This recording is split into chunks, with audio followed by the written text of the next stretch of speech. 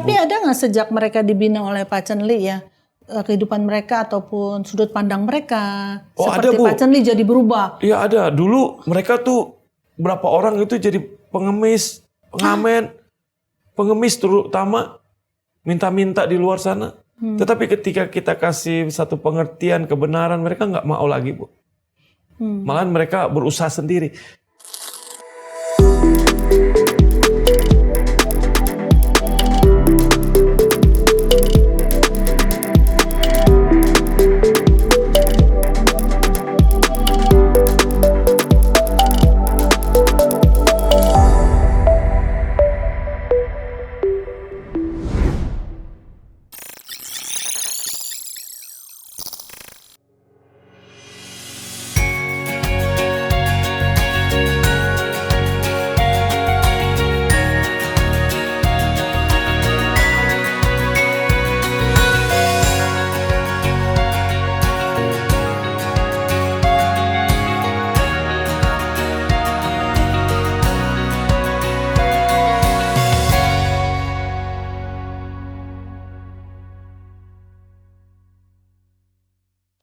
Coba kita simak ya gimana lebih baiknya ya Pak Chen Li ya. Iya. Oke, sekarang Pak Chen Li ceritakan bagaimana akhirnya- walaupun tetap buta, kok bisa lebih baik? Ya akhirnya saya dikasih izinkan Tuhan melayani Tuhan, Ibu. Karena sudah komitmen saya dengan istri untuk mau melayani dan mau menyenangkan hati Tuhan. Karena Tuhan kasih karunia kepada saya, pada keluarga saya bisa satu lagi, bisa rukun lagi, bisa bersama-sama lagi. Terus punya anak kedua jadinya Pak? Jadi iya. Itu setelah bersatu? Setelah bertobat, Bu. Setelah bertobat? Setelah bertobat. Oke. Dan saya sampai sekarang ini saya belum lihat muka anak saya, Bu. Yang kedua. Oh, jadi karena sudah wajahnya buta. hanya ngeraba aja gitu kan. Oh, oke, Pak. Kalau yang pertama itu saya melihat gitu karena dia melahirkan istri saya melahirkan di depan saya juga gitu kan waktu itu. Dan tapi anak saya yang ini melahirkan juga sama saya, tapi saya nggak melihat dia punya wajah bentuk gimana gitu. Tapi saya cuma raba aja gitu. Oh iya ini. Dan setelah itu kami komitmen untuk melayani Tuhan, Bu. Dalam bentuk apa, Pak? Dalam pelayanan di gereja, terus melayani Tuhan, jadi pendoa syafaat, Bu, di gereja, salah satu gereja yang ada di Jakarta Barat. Setelah itu Tuhan izinkan, karena terus menjadi berkat, itu visi dan misi saya. Akhirnya saya berdiri satu komunitas tunanetra, Bu. Itu ada panggilan khusus dari Tuhan? Oh iya, itu panggilan khusus. Oke. Jadi kalau Pak Chen Li waktu itu disembuhin dari kebutaan, nggak jadi pelayanan tunanetra dong? Saya percaya enggak, Bu. Saya yakin enggak. Karena saya tahu ukuran saya gitu, Bu. Oke. Iman saya ngerti gitu bahwa saya kalau sembuh pasti saya jadi seperti ini gitu kan. Dan di situ saya merenungkan, Tuhan enggak pengen saya seperti itu. Akhirnya ya sudah Tuhan izinkan kami melayani dan saya buka komunitas tunanetra ya, dan disitulah kami melayani sampai saat ini. Nah, komunitas itu berupa komunitas perkumpulan biasa atau apa? Pertama kami buka rumah singgah, Bu. Rumah singgah. Rumah singgah tunanetra. Namanya Rumah Singgah Tunanetra Anak Terang Ministry. Anak Terang Ministry. Anak Terang Ministry. Kami buka di daerah Kebonjeruk dan berjalan dengan waktu. Akhirnya rumah singgah itu diberkati Tuhan. Diberkati Tuhan artinya berjalan terus gitu, Bu. Dan akhirnya kami digabungkan menjadi Yayasan Anak Terang Ministry sampai detik ini, Bu. Yayasan Anak Terang Ministry. Oh, sudah terbentuk yayasan Ya, itu ya, resmi ya? Resmi. Ya, Bu. Tapi awalnya dari rumah singgah. Rumah singgah. Jadi bukan bentuk gereja dong, Pak? Kami enggak gereja. Enggak ya. Komunitas, tapi di bawah yayasan Di bawah resmi. yayasan, ya. Oke, dan itu melayani semua tunanetra. Melayani kami tunanetra. Oke, yang jadi ada di Jabodetabek ada perkumpulan rutin atau gimana? Ya, Pak? kami ada perkumpulan rutin setiap Rabu, kami ada doa puasa, dan hari Sabtu itu kami ada ibadah rayanya, Bu. Itu semua onsite atau online? Ada onsite, ada online. Tapi kebanyakan onsite, Bu. Kami onsite semua. Sejak tahun berapa itu, Pak? Kami Udah berapa 2017. Oh, berarti 2017, 8 tahun ya? 8 tahun kami buka pelayanan. Dan itu kami modalnya 1 juta, Bu. Dan semua pelayanan butuh duit. Nggak ada pelayanan yang tidak butuh duit. Betul, Pak Chen Li, betul. Ya. Untungnya yang kita layani kaya raya ya. Tuhan pemilik langit bumi ya, Pak. Oke. Makanya Terus itu gimana, yang Pak saya Chen Li? bilang. Semua pelayanan itu semua butuh duit, tapi kita serahin sama Tuhan. Seberapapun duit yang kita miliki, seperti kami, Bu. Ketika kami menyewa tempat, itu nggak per tahun, Bu. Tapi itu per bulan.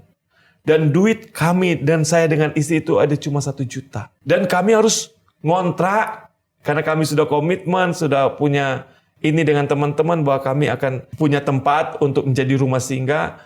Itu saya dengan istri punya duit 1 juta, Bu, untuk membayar kontrakan berapa, Bu? 4 juta. Nah, setelah itu, padahal duitnya itu juga untuk bayar apa? Bayar SPP anak sekolah kami yang... Jadi ibu udah nggak kerja lagi atau gimana, Pak? Ibu Karena ada waktu itu penghasilan kan? masih kerja. Masih kerja.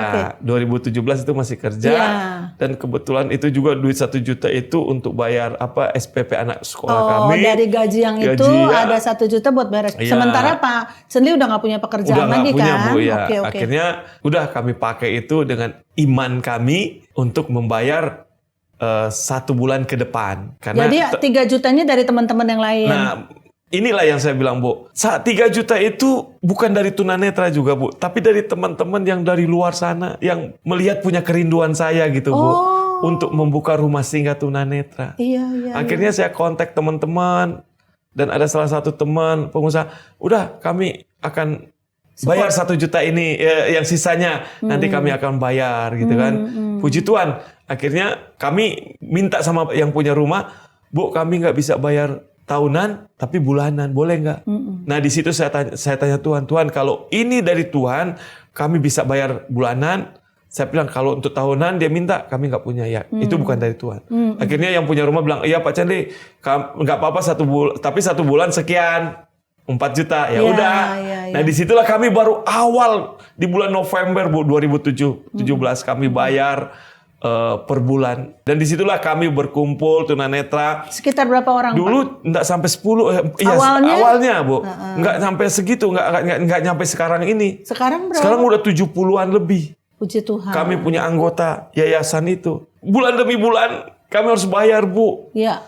Sedangkan kami nggak ada persembahan waktu itu, nggak ada yang donatur tetap. Tapi pokoknya mereka kumpul aja. Kumpul aja. Yang dilakukan apa Pak kalau kumpul? Kami menyembah Tuhan, kami dengar firman Tuhan, kami dengan kami juga gitu kan. Nah, sekali waktu Tuhan kasih hikmat, Pak Chandli nanti kamu kasih bikin aja keset, bikin keterampilan gitu. Tapi saya juga harus mikir, ini satu bulan 4 juta mau dapat dari mana? Aku bilang begitu. Akhirnya ya kami berdoa, Bu. Berdoa, akhirnya datang orang yang bisa membantu kami. Tapi bukan donatur tetap. Bulan demi bulan kami bisa bayar. Itulah keajaiban kami, Bu. Waktu itu kami nggak ada apa-apa, Bu. Iya, berjalan dengan iman. Iman. Kami nggak punya duit, nggak punya donatur. Tetapi di situ yang saya lihat Tuhan bisa bayar bulan demi bulan. Luar biasa, Pak. Selama 6 tahun Tuhan kasih lihat mujizat Tuhan gitu. 4 tahun 4 juta mau ambil dari mana, Bu? Iya. Belum bayar listrik lagi 5 juta. Belum lagi makan. Kalau ada pertemuan ada makannya. Kami kasih makan, Bu. Mereka. Iya. Dan itu kami harus keluar 6-7 juta 1 bulan untuk kontrak di situ, untuk bertahan di situ gitu. Tapi Tuhan penuhi terus. 6 tahun, Bu. 6 Tuhan tahun. kasih mujizat sama kami. Akhirnya ketika kami sudah nggak bisa tempatin lagi di sana karena sudah ramai, sudah banyak orang, sudah banyak tunanetra. Akhirnya kami minta sama Tuhan, kalau boleh kami mau pindah dari sini. Karena tetangga-tetangga juga sudah nggak mengizinkan juga kami beraktivitas dengan baik di sini ya, karena jumlahnya.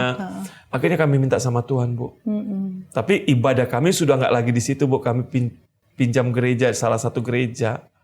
Untuk kami beribadah hari Sabtu, ibadah raya, karena udah banyak orang gitu, Bu. Dan akhirnya kami 1 tahun situ, dan benar kami berdoa. Terus kami berdoa sama Tuhan untuk kami bisa menyewa 1 tempat. Dan itu 2 tahun kemarin Tuhan jawab, Bu. Tuhan kasih izinkan kami menyewa ruko yang ada di Taman Kebon Jeruk. Oke. Terus, Pak? Dan mahal itu kalau ruko di sana? 1 tahun 80 juta, Bu. Berapa lantai, Pak? 3 lantai. Dan disitulah kita baru melihat Tuhan. Waktu itu kami nggak nyampe 80 juta, Bu. Duit untuk kami bisa kontrak 1 tahun. Tetapi saya sendiri punya iman bahwa nggak mungkin lah Tuhan sudah bawa kami seperti ini, dan kami punya kerinduan untuk ngontrak, dan kami punya kerinduan untuk beribadah. luas-luasnya, memuji Tuhan sebebas-bebasnya. Saya percaya pasti Tuhan kasih cukup. Jadi cukup nih 80 juta. Nah, disitulah Bu, disitulah Pak, Bu, mujizatnya Tuhan. Iya. Ketika kami punya kerinduan dan kami cari, duitnya belum terkumpul 80 juta. Saya suruh cari Bu, ruko belum tahu ada di mana. Iya. Akhirnya Tuhan izinkan, lihat katanya ruko yang di belakang sana gitu ya. Udah kami lihat Bu, dan itu duitnya belum 8 juta, kami udah ngomong ke yang punya, Pak, kami mau kontrak ya Pak. Iya. Berapa? Tadinya 75 juta Bu tadinya. Ya udah Pak, nanti kapan kita mau ke notaris begini. Belum ada duitnya Bu, 75 juta. Oh. Akhirnya disitulah mujizat Tuhan Bu. Kami ngobrol sana sini, kami berdoa sana sini. Akhirnya ada yang ngasih gitu ya, nebusin gitu duitnya gitu. Nebusin sampai 75. Waktu awal itu 75 juta Bu. Iya, wow. Itu tahun pertama Bu. Iya. Itu tahun pertama kami bisa kontrak dan puji Tuhan ketutup 75 juta. Iya. Dan itulah yang mujizatnya Tuhan. Yang enggak diperkirakan gitu. Karena ada satu firman Tuhan yang Tuhan kasih, apa yang belum pernah dilihat dengan mata, belum pernah dengar, dan telinga belum ada, itu Tuhan sudah siapkan. Yap. Jadi masuk ke yang kedua juga ada pertolongan Tuhan ya Pak? Udah 2 tahun kedua. Tahun kemarin, tahun lalu, bayar kami harus untuk perpanjang tahun lagi ini kan. Iya. Aduh, itu awal-awalnya kami, Bu, terus terang aja, duit di yayasan kami hanya 30 juta. Itu saya harus cari dalam waktu singkat Bu, untuk bisa nutupin, kami merindunya tadinya 80 juta kan. Tapi istri saya bilang, ngapain mau minta Tuhan kok cuma 1 tahun? Katanya, udah minta aja 2 tahun. Iya. Nah, udah di situ Bu, kami bergumul dari Desember, Januari, Februari sampai terakhir kan bulan Mei Bu. Iya.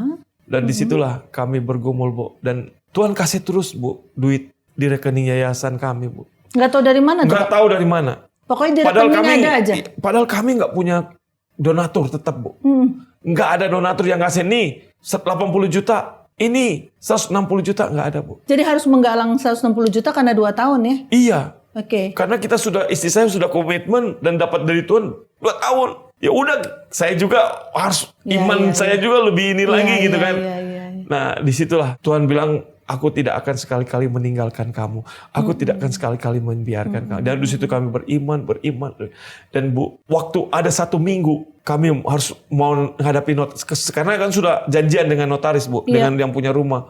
Kalau enggak harus keluar. 1 minggu, di situ 1 orang datang melayani kami. 1 orang datang melayani kami, iya Pak Candi, kekurangannya berapa? Pak, kami terus terang aja kekurangannya 60 juta. Oh, jadi kekumpulnya 100 juta. Iya, 100 jutaan Bu. Iya. Nah, terus udah kalau gitu aku cicil. Dia cicil Bu. Tapi saya belum menghadapi ke notaris dulu Bu. Terus hari ketiga sudah mau ke notaris, itu datang orang yang saya bilang Bu. Nggak kenal dari mana Bu. Orang yang nggak kenal, Pak Cenli. Aku bilang aja kan di duit itu kan ada 100 juta Bu. Kurang 60 juta lagi kan. Karena orangnya belum cicil juga. Aku bilang kan. Oh, pembisa yang datang itu orang yang kedua Bu. Oh, jadi orang yang pertama tuh malah nggak kirim. Yang mau bantu untuk cicil tapi malah belum kirim. Oke. Lalu datang orang kedua. Karena kita harus menghadapi notaris Bu. Iya, terus. Karena notaris itu yang punya rumah bilang kalau nggak ini. Iya. Nggak lunas ya nggak bisa. Nggak boleh. Terus. Karena saya udah bikin perjanjian 2 tahun. Iya. Pokoknya sudah mau 3 hari sebelum. 3 hari. Ada orang nongol. Hari Kamis kita ngadapi Bu. Kalau nggak salah hari Selasa dia datang Bu. Orang itu nongol, ketok-ketok membel Bu. Kok ini siapa? Oh ini yayasan ini ya Pak Anderson ya. Iya. Ini saya dengar katanya masih kurang ya untuk pembayaran kontrakan. Iya Bu, Pak. Kami terus terang masih kurang. Kurang berapa? 60 juta. Terus hati saya bilang, loh kok kenapa kamu bilang 60, mending 100 juta gitu kan. Nah tapi benar, saya keceplosan gitu 60 juta. Memang dari kita itu kan kurangnya 60, memang 60 juta betul. Ya. Oh gitu. Terus nggak ada kegiatan-kegiatan atau lain apa gitu. Nggak ada Bu, kami seperti ini. Nggak ada donatur, nggak ada. Akhirnya udah ngobrol-ngobrol, pas kebetulan saya jualan kerupuk kan, dia beli kerupuk Bu, mau pulang. Iya Pak Anderson nanti, ya kami akan bantu gitu. Saya nggak tahu bantu berapa Bu. Iya. Bantu berapa? Lalu dia pulang. Dia pulang, udah sorenya dia WhatsApp, ini Pak, saya udah transfer 60 juta loh Bu. Saya sampai menangis sama Tuhan, sama istri saya. Duh Tuhan, terima kasih. Tuhan. Ini orang kasih cicil lagi. Dia sudah komitmen, dia sudah nasar gitu. 1 bulan 10 juta, 6 kali. Tetap kirim dia? Tetap Bu. Tuhan itu luar Tuhan biasa luar loh Bu. biasa. Debel kan? Iya. Tuhan jalannya Tuhan itu yang makanya saya bilang. Pak Chen Li jujur memang butuhnya 60. Iya, saya memang butuh 60 juta. Tapi dia cicil itu kan belum setelah notaris Bu. Iya. Kita harus kan ada duit cash kan 60 juta kan. Iya, coba kalau bohong Pak Kalau bilang bohong 100 juta, 100 belum juta tentu Tuhan berkati ya. kasih Bu, enggak. Betul memang. Hari itu juga dia transfer Bu. Iya. Akhirnya di Luar situ biasa ya, kami Pak Chen Li. langsung kasih ke notaris, atur notaris semua. Oke. Dan itu berjalan 2 tahun Bu. Dan itu saya bilang Tuhan itu sudah kalau udah berfirman, sudah ngomong, aku tidak sekali-kali dan itu tergenapi Bu. Amin. Nah sekarang Ibu juga masih kerja atau bagaimana? Sudah Pak? enggak, kami sudah komitmen full setelah pandemi, istri saya sudah ambil keputusan untuk full untuk melayani Tuhan di komunitas tunanetra. Oke, kenapa Pak Chen Li punya hati begitu besar terhadap komunitas tunanetra? Bagaimana Pak sampai punya hati seperti itu? Apa hanya karena Pak Chen Li sendiri tunanetra? Jadi terbeban begitu atau gimana Pak? Karena begini Bu, tadinya kan kami buka rumah singgah tunanetra. Teman-teman ini kan punya berkomunitas gitu Bu ya. Mereka jauh-jauh dari mana gitu kan. Ini yang datang dari seputar Jakarta Barat atau apa Pak? Kan tempatnya di Jakarta Barat. Kami Pak ada yang dari Cikarang, Bu, ada yang dari Bekasi, ada yang dari Tiga Raksa, Tangerang. Begitu Pak? Ada, iya. Mereka datang bersekutu di kami itu seperti naik kendaraan umum dengan kondisi buta? Iya, karena buta. Dia bawa anak, yang nggak buta dia nuntun. Mereka datang Bu, bersekutu di kami Bu. Di setiap hari Sabtu. Kalau Sabtu lebih ramai lah ya Pak? Sabtu lebih ramai. Oke. Terus. Dan komitmen saya dengan istri ya udah kami tetap melayani Tuhan. Dan untuk bisa jadi berkat. Karena kami diberkati oleh Tuhan. Iya. Dan itulah menjadi visi saya. Diberkati dan menjadi berkat. Karena kami ini harus pengen disentuh. Orang-orang yang di luar sana. Nah jadi saya ini jadi perantara gitu Bu. Untuk orang-orang di sana, di luar sana, menjadi perantara untuk menjadi berkat bagi teman-teman tunanetra. Dan ini memang terjadi Bu di kehidupan pelayanan kami di yayasan kami di Anak Terang Ministry ini. Dan jadi sampai ternyata detik ini. orang tunanetra itu membutuhkan juga Pak ya penggembalaan. Betul Bu. Disentuh secara pribadi gitu ya Pak. Disentuh. Jadi Pak Chen Li sama Ibu sekalipun bukan organisasi gereja ya. Iya. Tidak dalam konteks enggak, kan tidak gereja, tapi melakukan fungsi pastoral gereja. Pastoral gereja Bu. Kami melakukan pastoral gereja karena kalau nggak kami melakukan seperti itu, siapa lagi gitu. Pengurusnya siapa Pak? Maksudnya orang buta semua atau orang tunanetra semua? Kalau untuk di ibadah itu pengurusnya semua tunanetra. Main musik tunanetra. WL-nya tunanetra, singernya tunanetra. Kami main musik itu full semua Bu. Tunanetra. Iya. Dan tinggal kalau kami ada kolektan, orang melek yang kolektannya. Jadi gitu. ada juga orang meleknya Pak di situ? Ada, volunteer Bu. Volunteer namanya? Termasuk istri saya juga. Oh iya, volunteer. Anaknya Pak ada, iya anak ikut saya. juga aktif ya? Iya, ada aktivis juga teman-teman juga bantu. Karena mereka kan butuh dilayani kalau mau makan Bu. Tiap hari Sabtu kami kasih makan mereka untuk mereka bisa juga pulang segar gitu kan. Dan mereka juga dapat sesuatu baik firman maupun jasmani gitu kan. Mereka dapat. Nah, yang layani orang-orang volunteer saya itu kami gitu. Iya. Kalau nggak ada ya mereka tabrakan semua Bu. Iya. Puji Tuhan, Tuhan kirimkan volunteer juga ya Pak Chen Li ya. Volunteer ini yang punya hati. Iya harus Kalau ya. nggak punya hati, nggak bakalan ada kuat. berapa yang ini nggak kuat. Ada berapa volunteer yang cuma yang mereka nggak betah. Tapi yang punya hati yang bisa melayani tunanetra gitu. Karena tunanetra kita ini kan orang-orang yang sensitif. Gitu ya Pak. Orang-orang yang butuh perhatian tapi sensitif. Tapi ada nggak sejak mereka dibina oleh Pak Chen Li ya, kehidupan mereka ataupun sudut pandang mereka seperti ada, Bu. Pak Chen Li jadi berubah? Iya ada. Dulu mereka tuh berapa orang itu jadi pengemis, pengamen, pengemis terutama minta-minta di luar sana. Tetapi ketika kita kasih satu pengertian kebenaran, mereka nggak mau lagi Bu. Malahan mereka berusaha sendiri, jual kerupuk. Itu karena nilai-nilai yang Pak Chen Li tanam ya.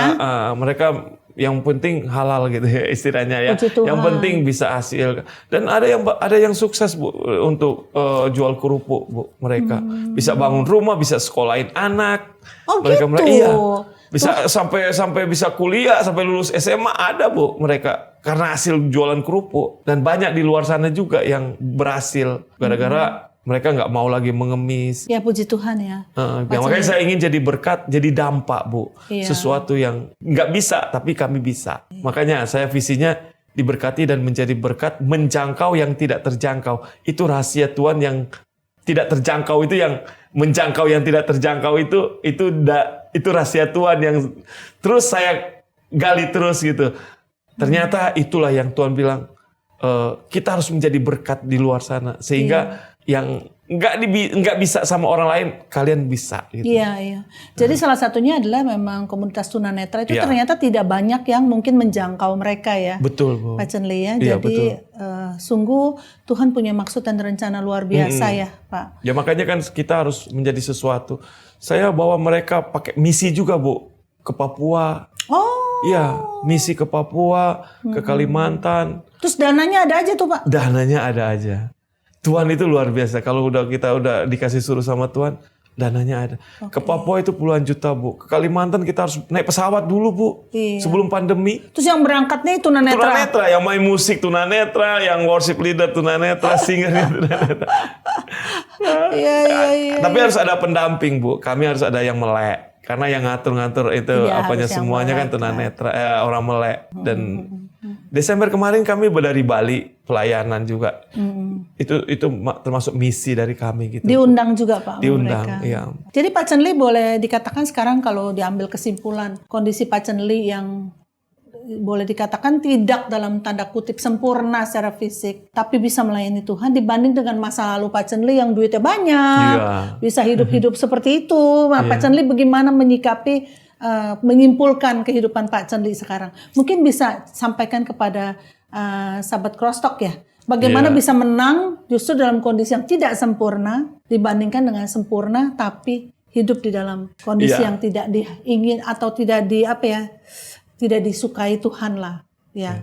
Jadi satu hal, kita jangan menyerah dengan situasi keadaan. Karena kalau bersama dengan Tuhan, saya yakin pasti kita bisa lewati, Bu. Saya yakin kalau saya ada sebagaimana ada, itu karena saya ada bersama dengan Tuhan. Begitu halnya dengan teman-teman yang ada di luar sana. Siapapun dia, baik dia orang tunanetra, orang melek. Kalau kita tidak menyerah, kalau kita menganggap bahwa Tuhan ada, kita ada bersama dengan Tuhan, maju terus. Saya yakin pasti kita akan mendapatkan sesuatu yang terbaik dari Tuhan. Sekali lagi jangan menyerah dengan keadaan. Mungkin kita punya kelemahan, tapi jangan merasa kelemahan ini yang akan membawa kita kebinasaan atau yang membawa kita merasa rugi. Enggak. Tapi kelemahan ini akan membawa kita melihat Tuhan, Bu. Kelemahan, kekurangan kita melihat di situ sebenarnya ada Tuhan. Saya nggak tahu. Siapa sih yang mau tahu jadi buta saya? Saya nggak tahu. Dari kecil saya bisa melihat kok. Sampai udah dewasa. Saya nggak ada punya cita-cita jadi orang buta. Bahkan saya nggak ada punya cita-cita memimpin komunitas tunanetra. Nggak ada saya punya rencana dulu seperti itu. Tetapi ketika Tuhan izinkan saya jadi buta seperti ini, jadi tunanetra seperti ini, ternyata ada rencana Tuhan di balik dari ketunanetraan saya. Pertama, Tuhan selamatin saya, keluarga saya. Kedua, saya boleh menjadi berkat di luar sana dengan ketunanetraan saya. Dan boleh menjadi berkat bagi teman-teman tunanetra. Dan ketiga saya bilang, dan kami boleh menjadi berkat karena kami diberkati oleh Tuhan. Makanya jangan menyerah, terus maju terus. Dan satu hari kita akan melihat kemuliaan Tuhan. Itu sih Bu. Ya, oke, puji Tuhan.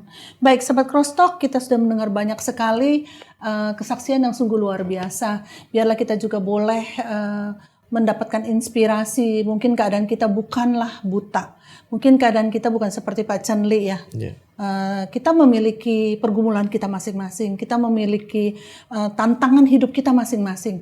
Tapi kita mau sama-sama belajar bahwa tantangan yang dihadapi bisa membuat beberapa respons. Kalau respons kita seperti awal-awal responsnya Pak Chen Li, di mana 3 tahun hampir tidak mau kemana-mana, mengasihani diri, ada di dalam kamar terus-menerus, akan jadi seperti apa? Mungkin Pak Chen Li umurnya nggak panjang ya, karena kalau orang yang depresi terus-menerus, berakhirnya di mana? Kita bisa tahu ya Pak, entah sakit-sakitan nggak sembuh-sembuh, ya kan? Karena hati yang gembira adalah obat ya Pak. Tapi kalau hati yang terus depresi, segala jadi penyakit. Betul ya Pak Chen Li ya. Tapi Pak Chen Li tidak menanggapinya dengan demikian. Pak Chen Li menanggapinya bahwa dengan bersama Tuhan, setiap kelemahan bisa menjadi satu alat yang luar biasa dalam tangan Tuhan. Apapun kelemahan kita, kalau kita berjalan bersama dengan Tuhan, Tuhan bisa menggunakannya untuk kebaikan. Untuk membawa dampak bagi banyak orang. Karena Tuhan menjadikan kita bukan untuk hidup bagi diri kita sendiri, tapi Tuhan mau menjadikan setiap anak-anak yang membawa dampak luar biasa bagi orang di sekitar kita. Bukan hanya lewat segala hal baik yang sudah Tuhan berikan, tapi seringkali lewat kelemahan, lewat tantangan, lewat hal-hal yang kita rasa kita tidak mungkin bisa berguna, tapi Tuhan menjadikan kita berguna bagi banyak orang, berdampak bagi banyak orang, menginspirasi orang-orang untuk mengenal Tuhan yang disembah oleh kita dalam kelemahan kita. Karena mereka melihat bagaimana Tuhan kita tidak pernah meninggalkan kita berjalan sendiri. Sahabat Crosstalk, Tuhan sungguh luar biasa. Kita tidak tahu, tapi Tuhan jauh lebih tahu bagaimana kita. Dan itu yang dialami oleh Pak Chen Li ya. Pak Chen Li ternyata tunanetra itu berharga di mata Tuhan. Karena ayat firman Tuhan yang saya pelajari dalam Ulangan 27 ayat 18. Tuhan berfirman, terkutuklah orang yang membawa seorang buta ke jalan yang sesat. Dan seluruh bangsa itu harus berkata amin. Jadi bagi Tuhan orang buta itu begitu berharga. Karena itu kalau orang membawa orang buta ke jalan yang sesat, dia terkutuk Pak. Betul. Dengan kata lain, kalau Pak Chen Li melakukan visi membawa orang buta ke jalan yang benar, mengenal Tuhan dengan sungguh-sungguh, maka bukan terkutuk, tapi terberkatilah Pak Chen Li dengan yayasan yang telah Pak Chen Li bangun bersama. Ya, saya percaya Tuhan melihat ini semua sebagai sesuatu yang luar biasa. Terima kasih ada seorang pribadi seperti Pak Chen Li. Tapi harus diproses dahsyat sama Tuhan ya Pak ya.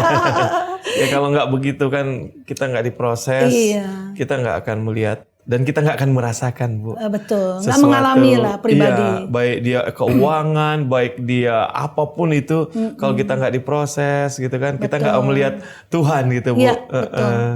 Dan satu hal juga, saya melihat bahwa bagaimanapun usaha kita untuk mau berubah, akan menjadi tidak mudah kalau kita tidak bertemu Tuhan Yesus secara pribadi. Betul. Perjumpaan ilahi dengan Tuhan Yesus, itulah kunci segala sesuatunya. Saat Pak Chen Li mengalami lahir baru, dia disentuh oleh Tuhan. Maka itu para sahabat Crosstalk, kalau ada yang menyaksikan di tempat ini dan merasa Tuhan aku belum pernah nih disentuh Tuhan secara pribadi, datang, cari dia. Cari dia. Saya percaya Pak Chen Li bertemu Tuhan, itu doa istri nggak main-main. Iya, karena istri katanya mendoakan saya hampir 4 tahun Bu. Selama saya keluar pergi dari mereka mendoakan saya dengan anak. Mereka bawa foto pengantin, foto pernikahan. Di situ mereka berdoa, mereka tumpang tangan bahwa papanya setiap bisa kembali. Hampir 4 tahun katanya Bu, mereka mendoakan saya. Puji Tuhan, puji Tuhan. Doa. Ya, jadi sahabat Crosstalk, carilah Tuhan. Tuhan Yesus yang kita sembah itu luar biasa loh. Coba kita lihat di banyak sekali YouTube, sosial media. Tuhan Yesus nggak perlu diperdebatkan. Tuhan Yesus adalah Allah yang hidup. Begitu banyak orang percaya kepadanya karena disentuh, didatangi langsung Pak. Diberi mimpi, ya kan? Tuhan melawat secara pribadi. Jadi jangan takut untuk minta, Tuhan aku ingin dijamah oleh Engkau, aku ingin bertemu Engkau secara pribadi. Karena Tuhan bersedia untuk ditemui dan Tuhan bersedia untuk menemui kita asal hati kita rindu benar untuk ketemu Tuhan yang sesungguhnya. Maka Dia akan memberi dirinya dipertemukan dengan Anda. Dengan demikian sahabat Crosstalk, berakhirlah bincang-bincang kita. Dan biarlah ini semua jadi berkat, dan terima kasih sekali lagi Pak Chen Li untuk waktu yang diberikan. Berkat Tuhan tercurah luar biasa untuk pelayanan Pak Chen Li dalam nama Tuhan Yesus. Baik, dengan demikian kita akan bertemu kembali dalam bincang-bincang Crosstalk selanjutnya. Tuhan Yesus memberkati. Shalom. Sahabat Crosstalk, agar kesaksian ini dapat menjadi berkat kepada lebih banyak orang, yuk like and share kesaksian ini kepada keluarga dan teman-teman lainnya. Bagi sahabat Crosstalk yang diberkati melalui kesaksian ini, mari berbagi di kolom komentar. Dan subscribe agar tidak ketinggalan kesaksian-kesaksian lainnya.